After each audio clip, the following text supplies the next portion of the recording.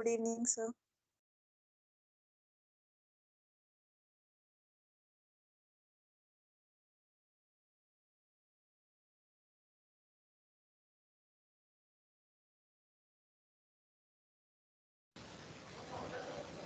नमस्ते जी, नमस्ते।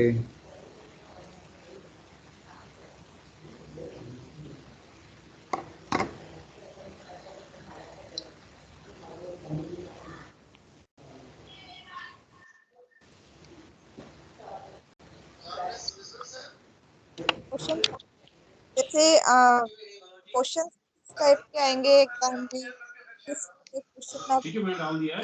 Mrs Neeraj Kumar, enrolment number आपका यही है ना? 170-142-52-1013। Just taken admission in Sierra. Neeraj Kumar ji, From today, ना? From today, the link is not given by you. Neeraj are you listening? Neeraj Sharma, नहीं जैसे आपने पहले वो भेजी है ना। Neeraj, you are requested to get the respective team.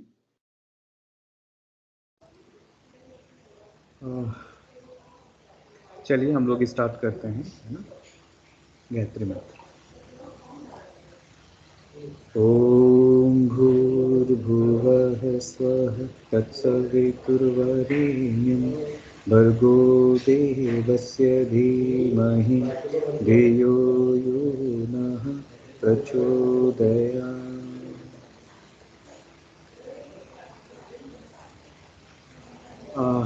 Welcome to all.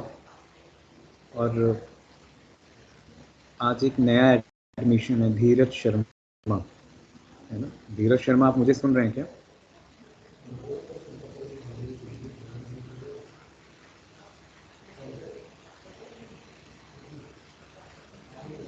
धीरज,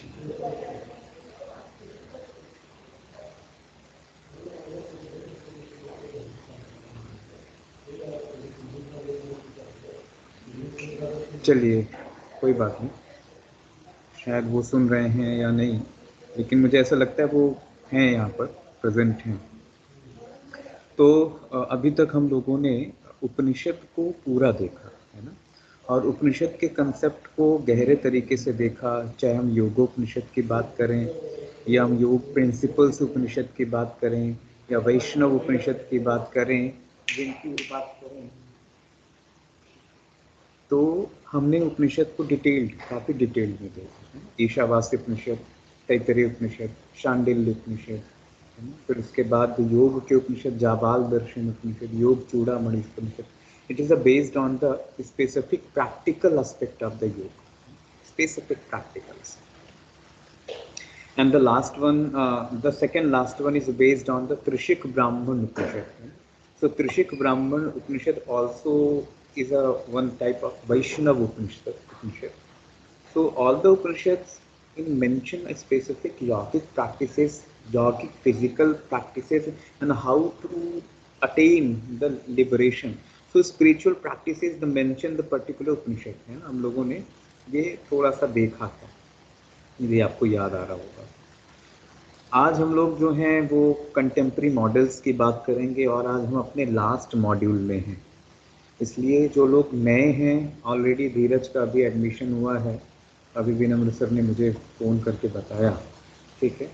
तो उनके लिए तो मैं यही कहूँगा कि केवल और केवल आप अभी लिसन करिए सेशंस को, ऑलरेडी रिकॉर्डिंग्स अवेलेबल हैं।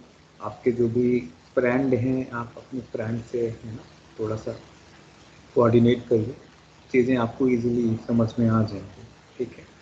तो कोई ज़्यादा वैसे दिक्कत होएगी नहीं, लेकिन क्योंकि ये सारे टेक्निकल पॉइंट्स हैं, भगवत गीता, सांख्य दर्शन, उपनिषद, है ना, ये सारे टेक्निकल्स हैं, और इनको यदि आप गुरु के साथ या टीचर्स के साथ बैठ के सुनते हैं तभी समझ में आता है ना?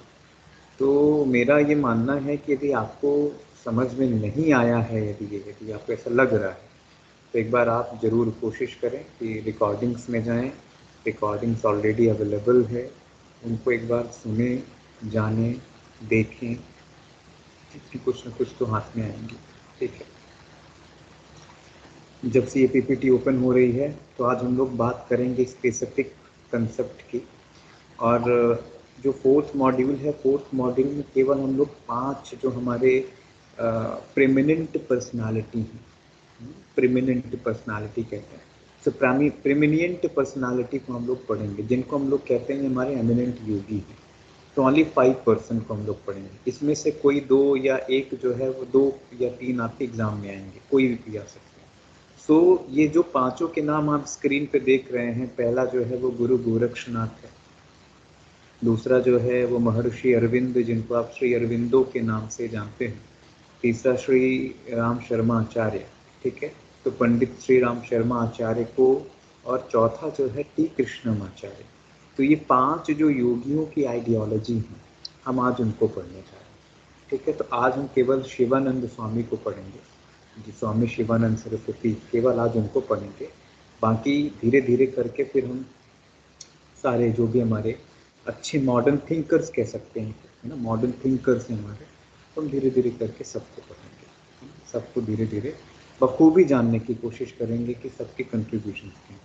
क्योंकि ये वाला जो पेपर है ये आपके मॉड्यूल में इसलिए रखा गया है क्योंकि आप ये जानें कि हम जो योग की प्रैक्टिस करते हैं, जिस योग के ट्रेडिशंस को फॉलो करते हैं, वो एग्जैक्ट कहाँ से आया है, उसके एग्जैक्ट फाउंडर कौन से लोग हैं, एग्जैक्ट फॉलोवर्स कौन से थे, एग्जैक्ट है ना, एग्जैक्ट प्रमोटर कौन से लोग रहे हैं।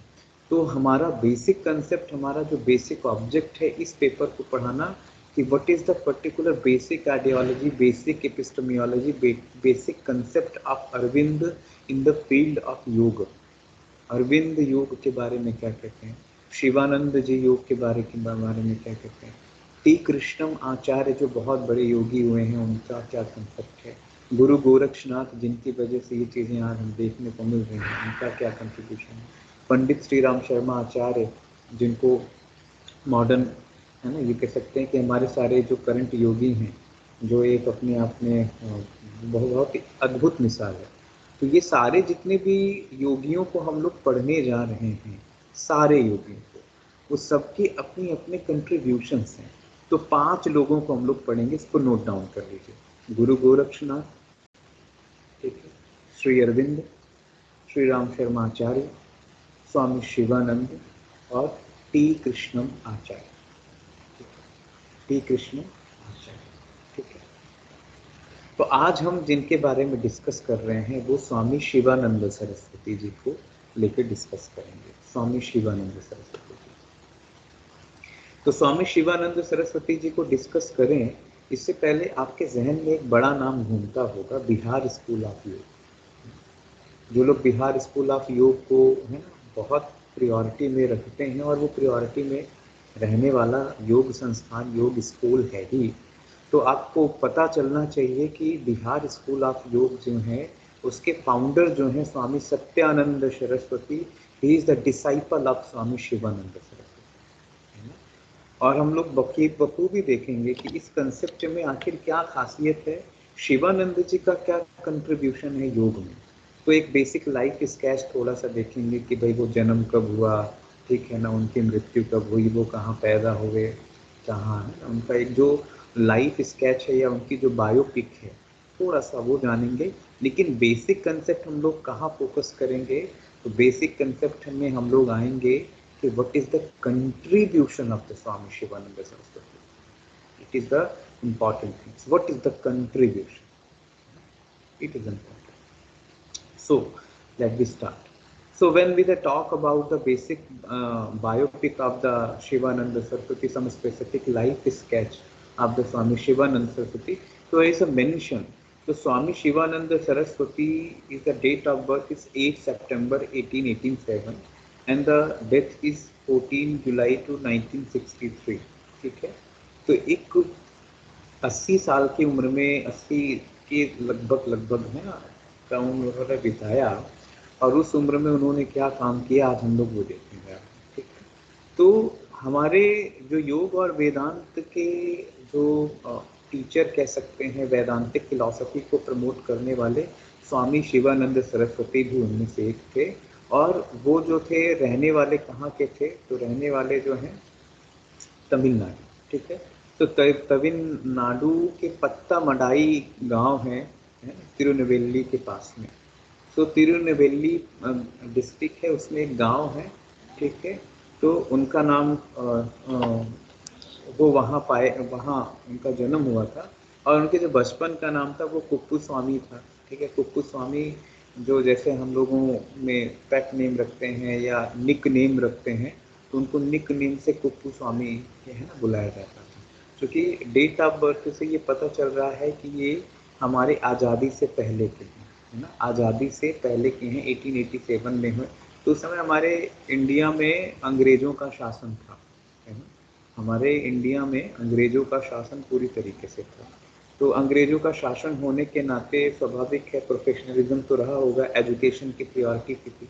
और आपको पता होना चाहिए कि स्वामी शिवानंद सरस्वती जो हैं वो एक MBBS डॉक्टर थे, ठीक है, एक फिजिशियन थे ऑलरेडी, ठीक है। तो जो ऑलरेडी उन्होंने MBBS कर रखा था, फिजिशियन थे, और वो जो आर्मी की बटालियन होती है ना, तो आर्मी बटालियन में वो अपनी सेवा दे रहे थे, ठीक है, सेवा दे रहे थे। जब उनके अंदर जीवन में परिवर्तन आया, उस दौर एक घटना घटी उनकी लाइफ में कि एक लेडी आई और वो उस समय सर्जरी में थे। तो किसी ने बाहर से चिल्लाया कि साहब एक लेडी जो है वो आपसे मिलना चाहती है। तो स्वामी शिवानंद जो थे, उनका कुप्पू स्वामी ही नाम था, वो सर्जरी कर रहे थे। तो उनको थोड़ा सा बड़ा अजीब लगा कि वो लेडी बाहर है, शोर मचा रही। तो वो इरिटेट होके गए बाहर उससे मिलने, और डांटते बोला क्या है। तो उसने कहा कि स्वामी जी, डॉक्टर साहब मेरा जो कान्हा, मेरा जो कृष्ण है, उसके हाथ टूट गए हैं, तो आप उसका प्लास्टर कर दीजिए, इमरजेंसी है, वो बहुत रो रहे हैं। तो शिवानंद सरस्वती जी को बड़ा अजीब सा लगा। तो उन्होंने कहा कि कहाँ है तुम्हारा कृष्ण।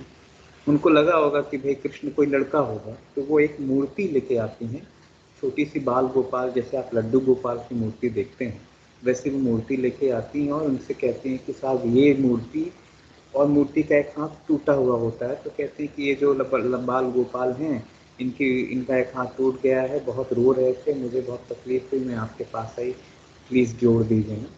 तो कुप्पू स्वामी को बड़ी हंसी भी आई, और उन्होंने मन ही मन कहा पागल है ये औरत, एक मूर्ति लेके आ रही है टूटी फूटी सी, और कह रही है कि हाथ टूट गया इनका, आप जोड़ दीजिए। तो उन्होंने क्या किया, उन्होंने ऐसे बेमन से उसका मन रखने के लिए ऐसे एक हाथ जोड़ा कृष्ण का, और प्लास्टर लगा दिया, ऊपर से पट्टी बांध दी, छोटी सी पट्टी, और बोला कि जाओ तुम्हारा कृष्ण ठीक हो गया।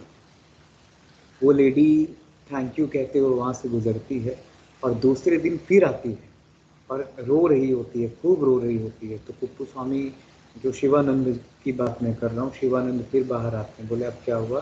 बोले डॉक्टर साहब मुझे आपको धन्यवाद देना था, क्योंकि आपने जो काम किया है ना शायद कोई नहीं कर सकता, आपने मेरे कृष्ण का हाथ जोड़ दिया। सो कृष्ण जो हैं वो पूरी तरीके से सही हैं, सुरक्षित हैं। This phase is the automatic.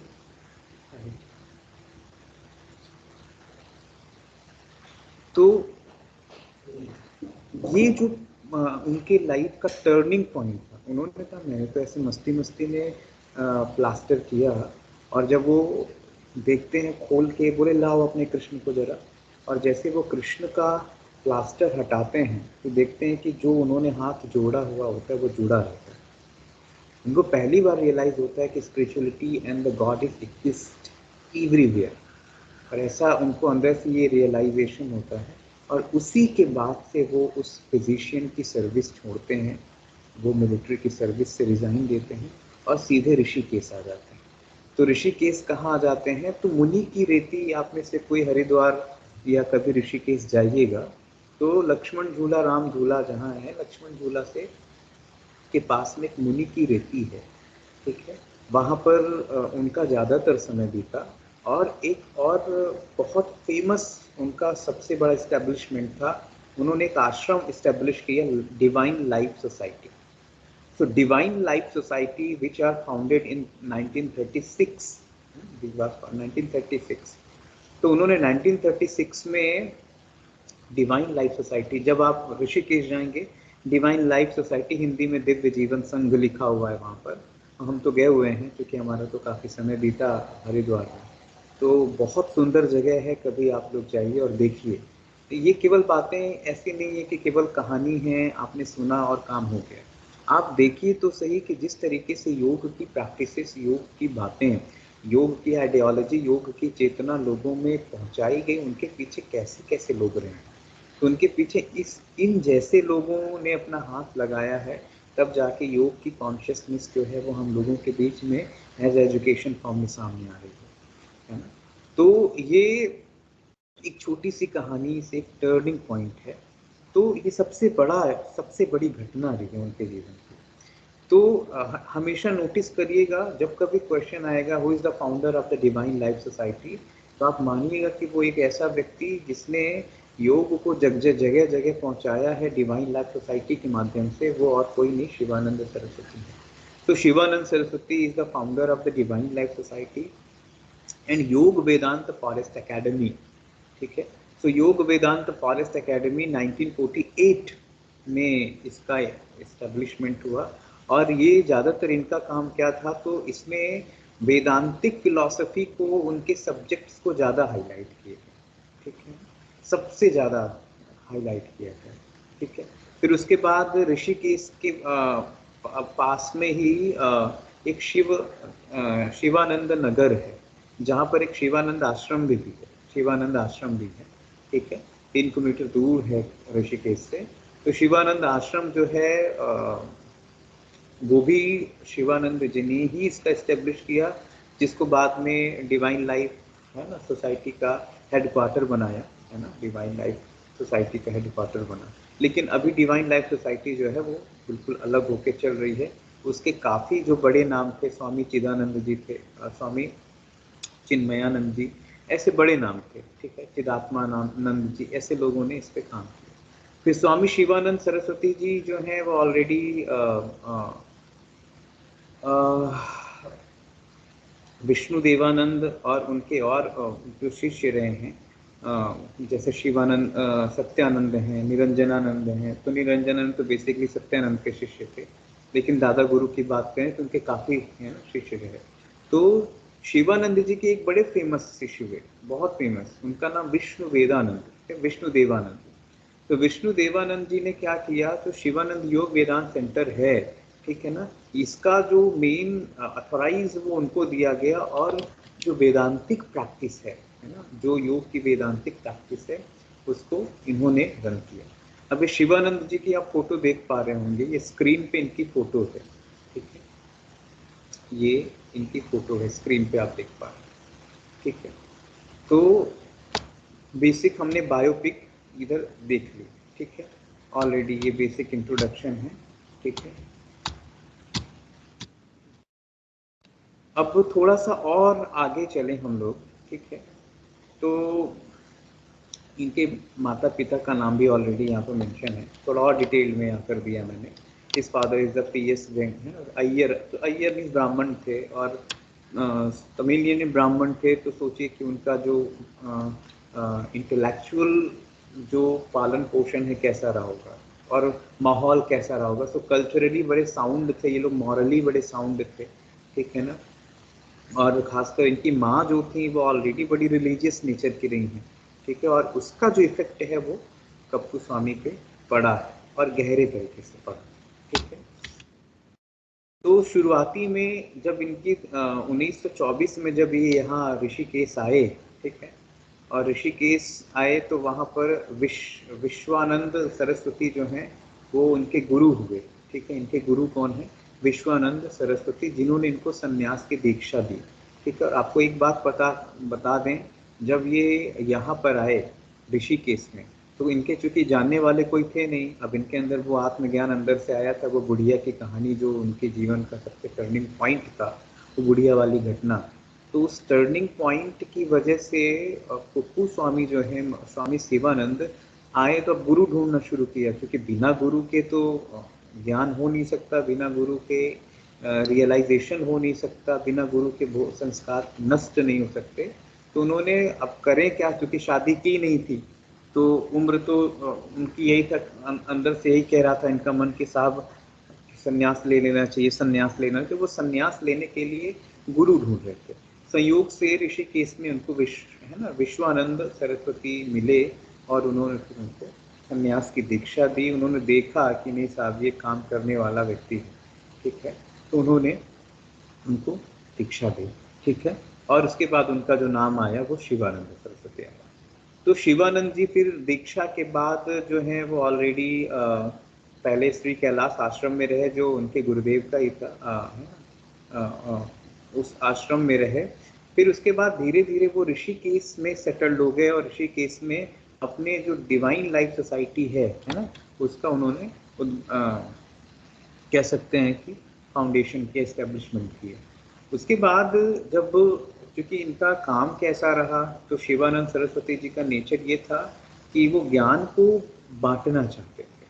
तो वो काफ़ी जगह घूमे, ठीक है, काफ़ी जगह उन्होंने घूमा, और काफ़ी ऐसी प्लेसेस मैंने भी उनकी देखी हुई है जहाँ पर इन्होंने अपनी यात्राएं की हैं। तो अल्मोड़ा, जब कभी आप सुने होंगे अल्मोड़ा, तो अल्मोड़ा के पास एक प्लेस है कसार देवी, ठीक है। तो कसार देवी का प्लेस जो है वहाँ पर इन्होंने काफ़ी साधना की, अल्मोड़ा के पास रहते, ठीक है। अच्छा, दूसरा, चूँकि उत्तरांचल में रहे तो उत्तरांचल वाले विंग को उन्होंने काफ़ी ज़्यादा खंगाला, काफ़ी ज़्यादा खोज की, लेकिन एक सन्यासी के रूप में, एक साधु और एक परिव्राजक के रूप में, एक मॉन्क के रूप में कहाँ सो पहले रामेश्वरम, है ना, फिर उसके बाद रामेश्वरम के बाद फिर वो पांडिचेरी भी गए, श्री अरविंदो से मिलने भी, श्री अरविंदो के आश्रम में भी गए।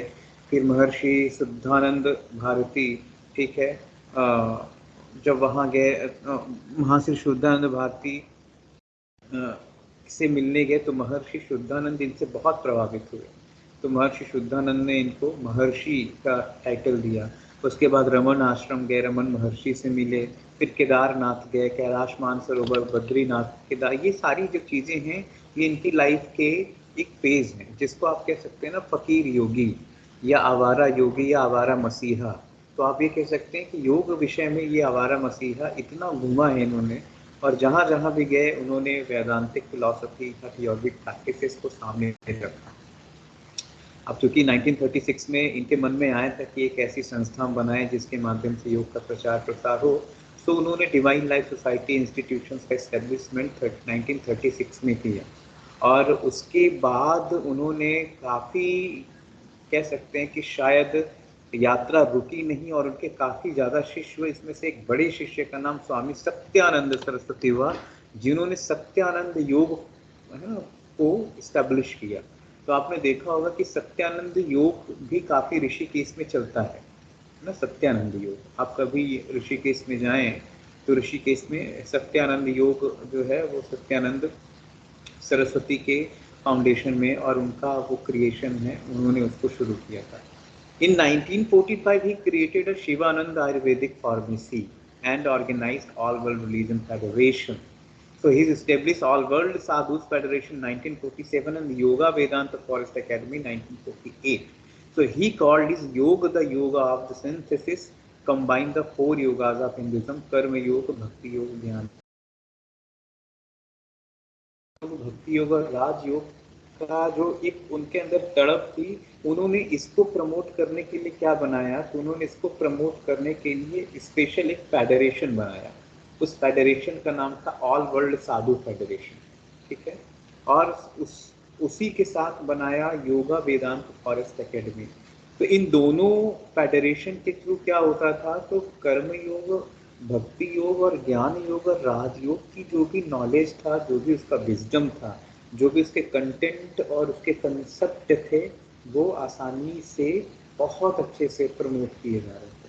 तो राइट डाउन करिएगा, उनके स्पेशल 3 फाउंडेशन, 4 फाउंडेशन है ना। पहले तो उन्होंने डिवाइन लाइफ सोसाइटी उन्होंने बनाई 1936 में।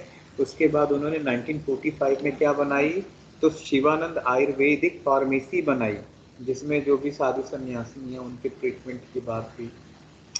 और फिर वेदांतिक ऑल वर्ल्ड साधु फेडरेशन 1947 में इन्होंने बनाया, और वेदांत फॉरेस्ट एकेडमी, है ना, योग वेदांत फॉरेस्ट एकेडमी 1948 में बनाया, जिसका काम था सिंथेसिस, योग ऑफ सिंथेसिस, कर्म योग, ज्ञान योग, भक्ति योग, राजयोग, ठीक है। इस तरीके से इन सबके कंसेप्ट को आगे लेके चलना, इनकी आइडियोलॉजी को प्रमोट करना।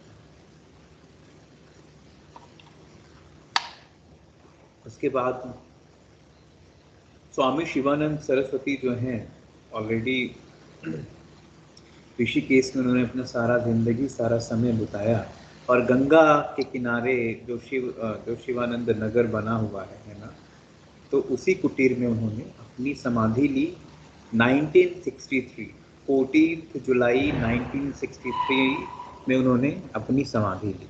ठीक है, तो ये तो रही बात उनके लाइफ स्केच की और उनकी कुछ प्यारी बातें जो उन्होंने अपनी लाइफ में है ना की। So now important thing is who is the disciples of the Swami Shivananda Saraswati. Now who is the disciple of Swami Shivananda Saraswati? Okay. So disciples of Swami Shivananda Saraswati is the various disciple is here mentioned, I have already mentioned, and the disciple is not alone. Disciple is the moving institutions. It is the just mobile encyclopedia and the practitioner of the yoga. So each and every disciple of the Swami Shivananda Saraswati has a marvelous. So this is the basic things. So Shivanand, two chief acting organizer disciplines of Chidananda Saraswati and the Krishnananda Saraswati. So Chidananda, already I have already talked the name of the Chidananda Saraswati. When you go to the ashram of Rishikesh, you just visit the particular Life Divine Society, Divine Life Society, Divya Jivan Sangha. So Chidananda is the first appointed president of DLS, and by Shivananda 1963.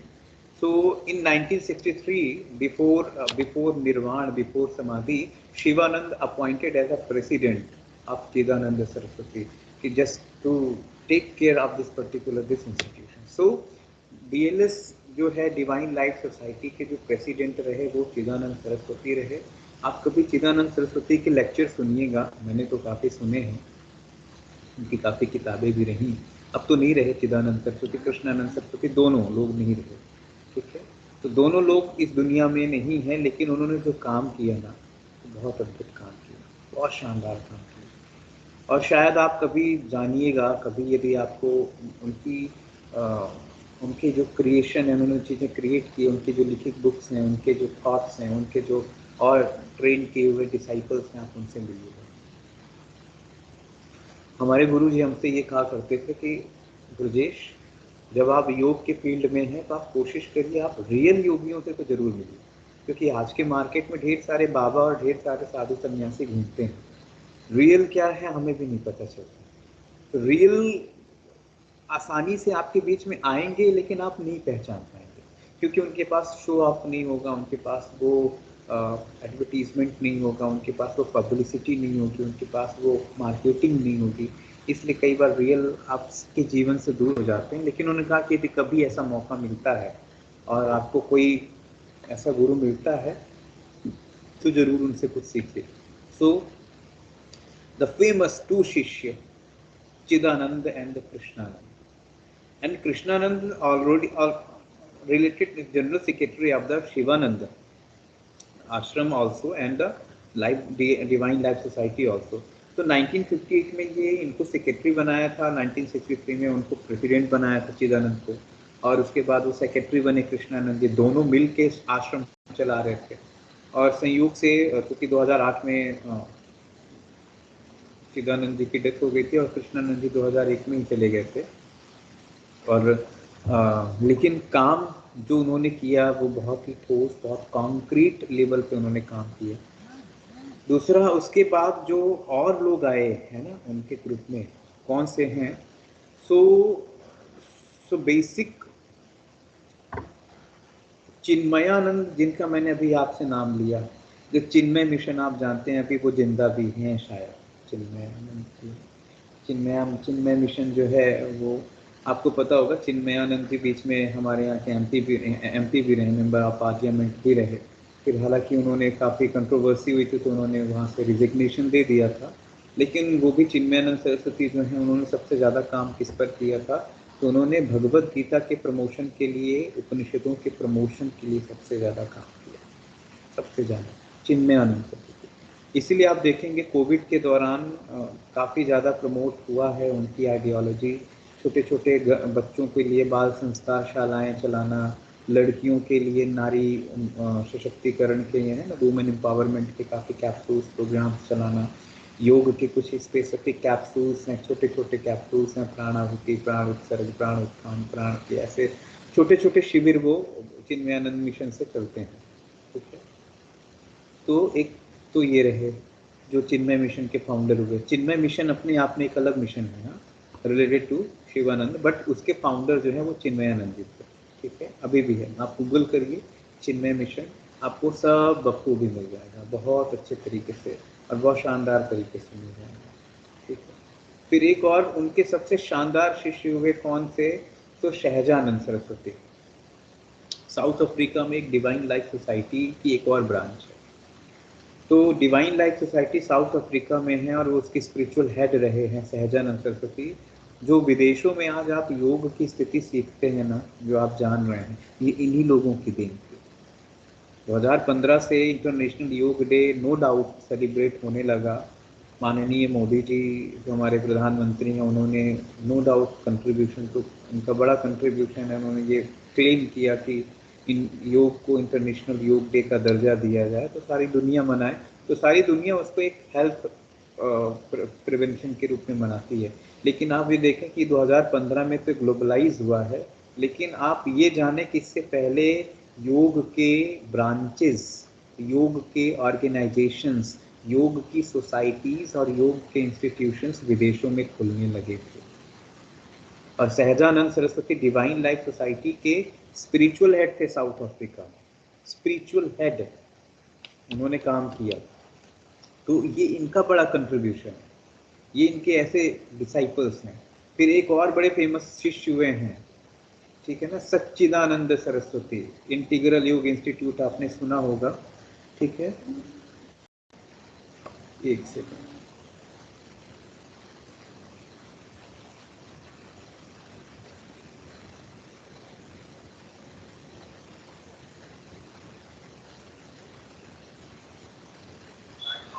Hello hello,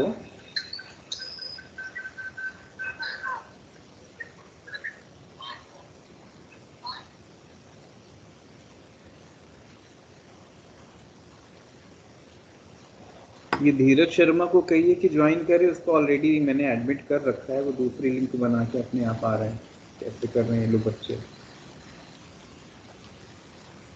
आप में से कोई हो group में text कर दीजिए, या एक काम करता हूँ, एक सेकंड, मैं ग्रुप में ही मैं लिंक भेज देता हूँ।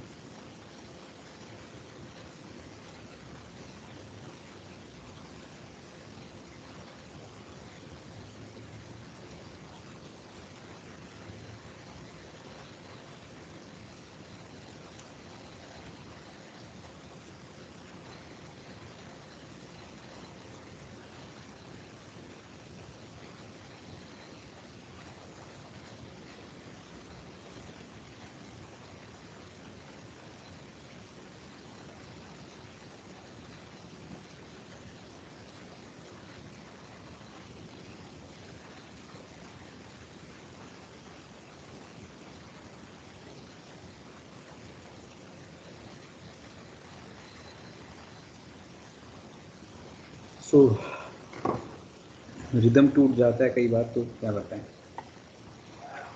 तो सच्चिदानंद सरस्वती जो हैं, आप ने सुना होगा, इंटीग्रल योग जो है इंस्टीट्यूशन काफ़ी जगह है, भारत में भी है, आप मद्रास में चले जाएं, आप इधर बंगाल में भी चले जाएं, आप मुंबई के पास में भी हैं, इनके चेन्नई के पास भी हैं। तो जब सच्चिदानंद सरस्वती ने इंटीग्रल योग इंस्टीट्यूट उन्होंने खोला, क्योंकि ये सबसे ज़्यादा प्रभावित थे अरविंद से। अरविंद का ऑलरेडी इंटीग्रल योग चलता था, अरविंद का इंटीग्रल योग ऑलरेडी फेमस था, but Satchidananda Saraswati as a credit to promote integral yoga practices around the world. So it is a very famous disciple of the Shivananda Saraswati. Now here is the, I am going to name the very famous and very important, which has given a lot of contribution in the field of yoga, is the Satyananda Saraswati. So Satyananda Saraswati is the founder of Bihar School of Yoga. So Bihar School of Yoga, all you know that if you do practice of the yoga and if you know to know about the sadhana paksha of the yoga, so Bihar School is the milestone of the yoga, milestone. और Bihar school of योग तो milestone रहेगा ही, क्योंकि उसने जैसा काम किया है शायद ऐसा काम किसी ने भी नहीं किया। तो बिहार स्कूल ऑफ योग ने बहुत गहरा और साधना को लेके बहुत शानदार काम किया। Satyanand Saraswati one of the very favourite of the Shivanand. तो सत्यानंद सरस्वती जी ने बिहार स्कूल ऑफ योग की स्थापना की। अच्छा देखिए, सारे मैंने कहा था ना, ये सारे जो भी उनके डिसाइपल थे ये अपने आप में चलता फिरता इंस्टीट्यूशन थे। देख लीजिए, जितने भी डिसाइपल्स के मैं यहाँ पे नाम ले रहा हूँ सारे चलते फिरते इंस्टीट्यूशंस हैं, और सबने इतना बड़ा काम कर दिया है कि इनकी वजह से लोग जान गए इनको। ठीक है, तो Satyanand Saraswati is the founder of the Bihar school of yoga. In current time Swami Niranjanananda Saraswati is the taking all the formalities and all the administrative activity of this Bihar school of yoga. तो अब तो वर्तमान में निरंजनानंद सरस्वती जी उसको संभाल रहे हैं, और निरंजनानंद सरस्वती जी सत्यानंद जी के शिष्य थे। सत्यानंद जी थे शिवानंद जी के शिष्य। ठीक है, शिवानंद जी विश्वानंद जी के शिष्य थे। दिस गुरु शिष्य परंपरा like this, it's called a master disciple traditions. ये गुरु शिष्य परंपरा है, यहाँ पर योग सुरक्षित है। तो ये मजेदार चीज है। फिर उसके बाद एक और बड़े फेमस उनके डिसाइपल होते हैं, शांतानंद, है ना। तो शांतानंद सरस्वती, तो शांतानंद सरस्वती जो है वो ऑलरेडी योग धारा आश्रम है, सॉरी यहाँ क्या नाम है, टेम्पल ऑफ फाइन आर्ट्स। ठीक है, टेम्पल ऑफ फाइन आर्ट्स जो मलेशिया और सिंगापुर में एक बहुत बड़ा टेम्पल है, और उसमें ज़्यादातर योग की प्रैक्टिसेस, योग के कल्चर, योग के ट्रेडिशंस, योग के रिचुअल्स, सनातन धर्म, ये सारी चीज़ें वहाँ पर सिखाई जाती है और पढ़ाई भी जाती है। वो उसके फाउंडर कौन है? तो शांतानंद सरस्वती। तो Shantananda Saraswati is the founder of the temple of fine art. ठीक है, after that one is very famous disciple is Sivananda Radha Saraswati. He is the founder of Yasodhara Ashram, Canada. तो कनाडा में कोलंबिया में एक बहुत बड़ा आश्रम है यशोधारा। तो यशोधारा आश्रम के ये फाउंडर रहे हैं, और वहाँ पर भी शिवानंद योग की प्रैक्टिसेस वहाँ पे प्रॉपर तरीके से चल रही है। शिवानंद जी की जो भी आइडियोलॉजी थे, जो भी उनके कंटेक्स्ट थे, जो भी उनके विज़न थे, उस विज़न को वहाँ पर प्रचार किया जा रहा है। हालांकि अभी वो नहीं है और दूसरे शिष्य काम कर रहे हैं। ध्यान रखिए कि जितने लोगों का नाम मैं यहाँ पर ले रहा हूँ ना, उनमें से ज़्यादातर जो हैं लगभग 90% नहीं है इस दुनिया में। ठीक है, उसके बाद है वेंकटेशानंद Saraswati. So Venkatesanand Saraswati inspired of Anand Kutir Ashram of South Africa and Shivanand Ashram in Fremantle, Australia. ठीक है, तो इन्होंने शिवानंद आश्रम को ऑस्ट्रेलिया में इन्होंने इस्टेब्लिश किया। इस्टेब्लिश इन द सेंस कि एक ब्रांच इन्होंने वहाँ खोली, एक ब्रांच इन्होंने वहाँ पर खोली। और जो विष्णु देवानंद सरस्वती जी की बात जो मैंने की, जो विष्णु देवानंद सरस्वती जो जिन्होंने कनाडा में हेडक्वार्टर बनाया योग वेदांत सेंटर, शिवानंद योग वेदांत सेंटर। ठीक है, तो शिवानंद योग वेदांत सेंटर जो हेडक्वार्टर है कनाडा का, वो विष्णु देवानंद सरस्वती जी के सानिध्य में चल रहा था, उन्होंने उसको चालू किया। और ये सारे जो उनके फाउंडेशंस हैं, ये सब आपको प्रॉपर आज के समय में रन करता हुआ दिख रहा है। The contribution of Shivananda is the literature in scriptures. So the various type of scriptures written taught by the discourses taught by the Shivananda. So all over 296 books, the based on yogic metaphysics, the yoga Vedanta, religion, Western philosophy, psychology, some eschatology, some fine arts, some health, education, ethics, some poems, some autobiography, biography, stories, drama, some special message, some special literature, dialogues, all the related concept they're written by 296. So 296 books, 296. It's a huge contribution. It's a huge contribution by the Shivananda Saraswati. तो आप में एक तो शिवानंद सरस्वती जी की book कभी आप पढ़िएगा, ज़्यादा योग चिकित्सा उन्होंने लिखी, योग थेरेपी उनकी बुक पढ़िएगा, बड़ा शानदार लिखा। और ये शिवानंद जी का विजन था कि वो उस बुक को किस तरीके से प्रमोट करते रहे, क्योंकि शिवानंद सरस्वती जी जो थे वो कहीं ना कहीं साउथ इंडियन ब्राह्मण थे, और साउथ इंडियन ब्राह्मण होने के नाते उनके अंदर वैदांतिक आइडियोलॉजी ज़्यादा थी, तो उन्होंने हर चीज़ों में वैदांतिक आइडियोलॉजी को आगे रखा हुआ था। ठीक है, सनातन धर्म को, हिंदू धर्म को जिस तरीके से उन्होंने प्रमोट किया है, योग के प्रैक्टिसेस के माध्यम से, कल्चर के माध्यम से, फिलॉसफी के माध्यम से, सम स्पेसिफिक है ना स्टोरीज के माध्यम से, ड्रामास के माध्यम से, डायलॉग्स के माध्यम से, शायद ऐसा काम कोई नहीं कर सकता। ठीक है, जो इन्होंने किया है।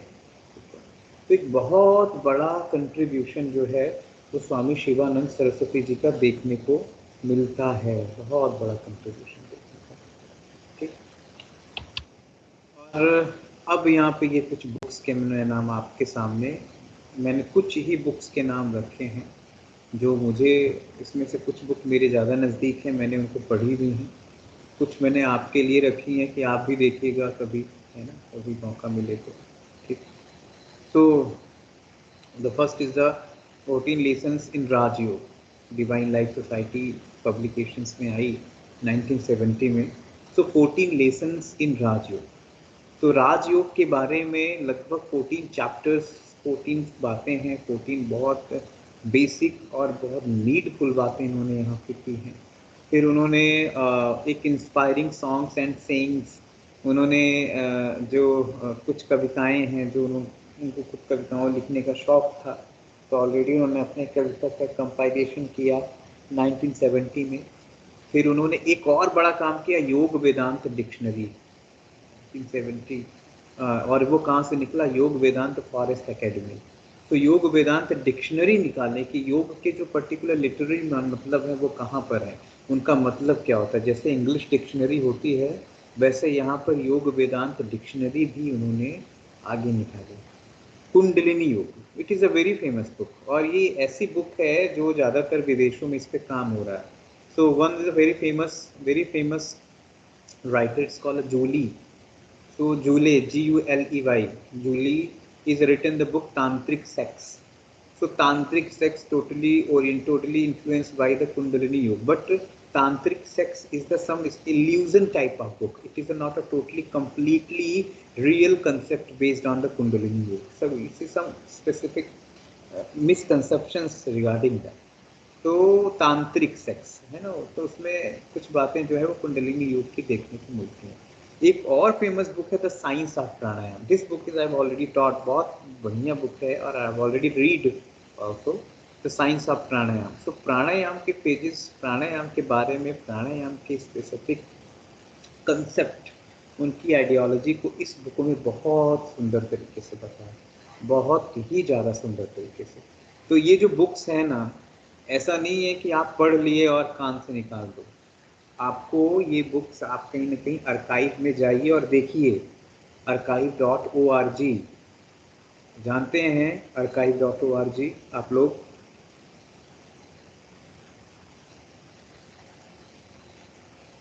No sir, no sir. Archive का यूज़ नहीं किया आप लोगों ने कभी?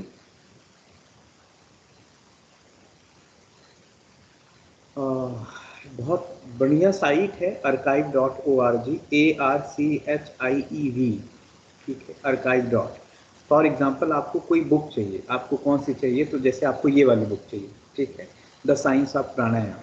तो सपोज टू बी आपको ये वाली बुक चाहिए, तो आप क्या कर सकते हैं, आप लिखिए गूगल में द साइंस ऑफ प्राणायाम, फिर आगे लिखिए आर्काइव, ARCHIEV,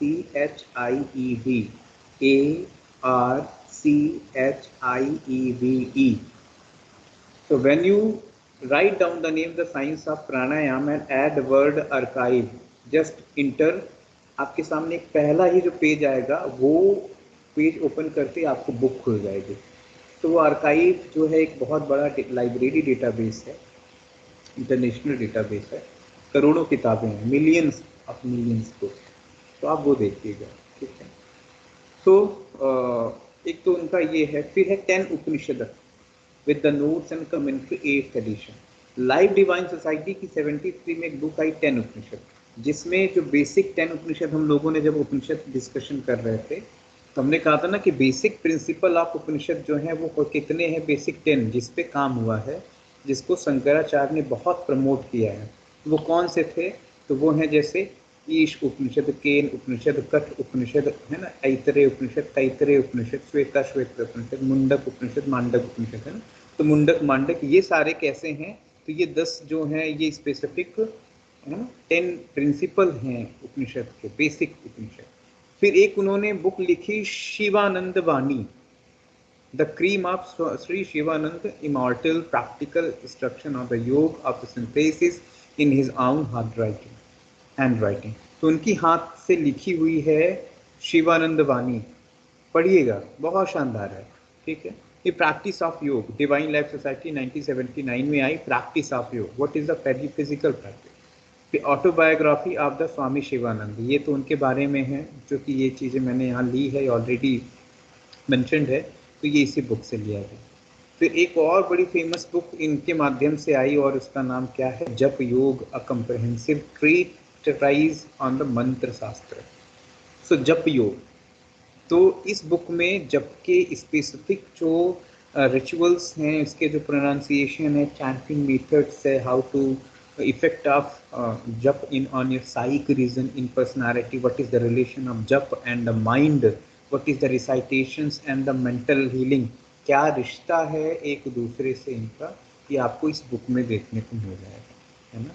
फिर एक बुक और है उनकी, बहुत फेमस बुक लिखी गई, कौन सी? The science of Rajyoga, the science of Rajyoga, Jnana Yoga, concentration and the meditation. So divine life society की 1981 में ये बुक आई। ठीक है, सो ये भी अपने आप में एक बहुत बड़ा कंट्रीब्यूशन रहा है शिवानंद जी की बुक का, के माध्यम से, जिसमें राजयोग और ज्ञान योग के बारे में बताया है और किस तरीके से concentration and meditation.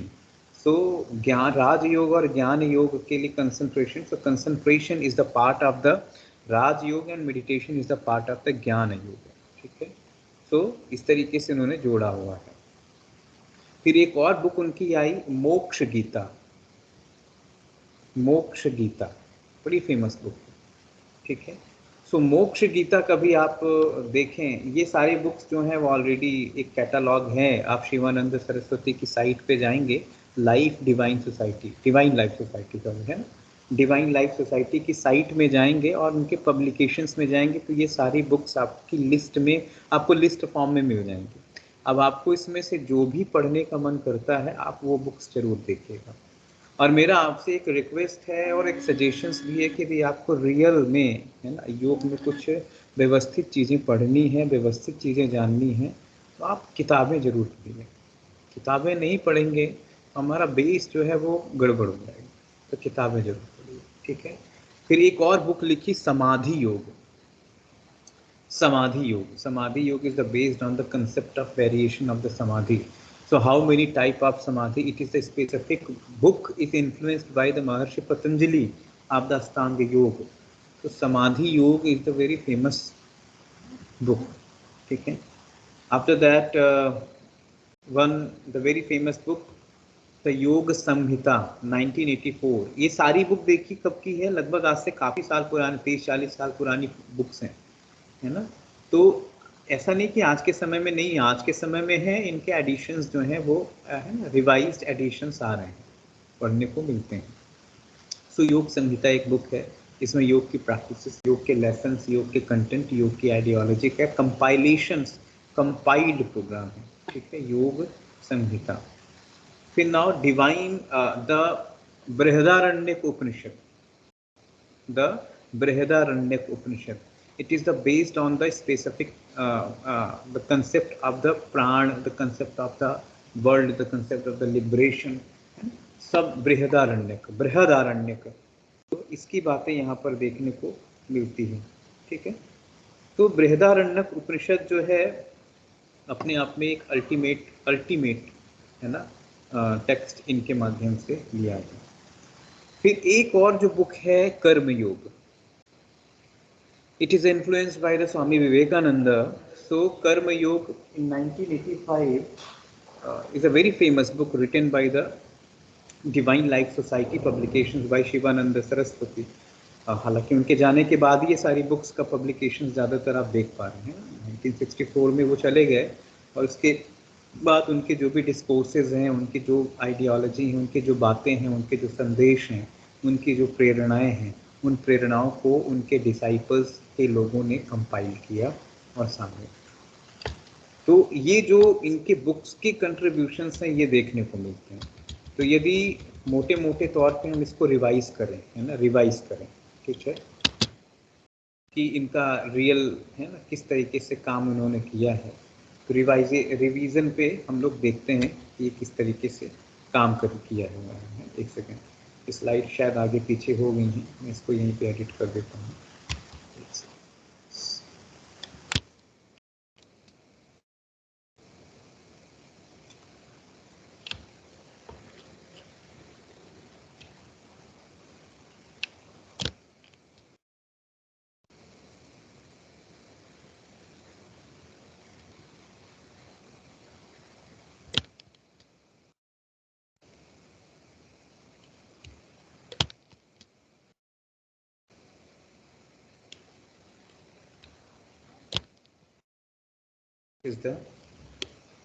It is a revised. So now just we will discuss in the brief regarding the Swami Shivananda Saraswati. So it's a basic background related Shivananda Saraswati. What is the life sketch? What is the life? What is the death? Who is the mother, father? And what is the initiation? Who is the guru? And what is the specific foundation? What is the specific contribution in the field of yoga? And how many specific disciples, those who give the determination and dedications to just promoting the Indian culture and Indian wisdom of the yoga. So it is a very important thing there. So Shivananda Saraswati, when you just take the word of yoga and you just write down the history of yoga, Shivananda tradition is the one specific century of them. Specific century. Because the Shivananda has done a lot of work, has done. So this is the basic concept regarding that. So it is the basic concept.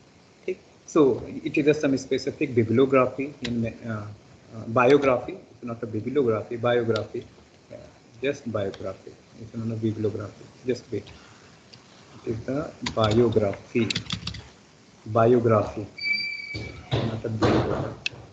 So some biography. And here is the some initiation phase of the Shivananda 1924. So is the guru of the Shivananda, so Vishwananda Saraswati, who is initiated him into sannyas order. Then he is established on his divine life society. And thus traveling of the Shivananda is a very important traveling. So traveling, so the various type of sant, various type of sages, various type of yogis, contemporary thinker, modern thinker, Vedic thinkers, those who in at that time was present, the Shivananda सभी से मिलके आए, ठीक है, and is especially it is the some foundations. Here is the foundations, and here is the famous disciples is a very important. So I have already discussed regarding that, and here is the some works regarding and the books. So it is not a complete book. It is a basic books. Maybe some addition, some book more will be added here, but it is a basic contribution. So Shivanand Saraswati अपने आप में एक गहरी सत्ता है, गहरा व्यक्तित्व है, जिनका जो इफेक्ट है, इनका जो इन्फ्लुएंस है, इनका कंट्रीब्यूशन है, हम उसको हमेशा याद रखेंगे और उन्हीं की प्रेरणा से हम लोग आगे काम कर रहे हैं, ठीक है। तो इस तरीके से ये कंसेप्ट हमने आज देखा, ठीक है। तो आज की क्लास हम यहीं पर समाप्त करते हैं, ठीक है। शांति पाठ करें, शांति पाठ।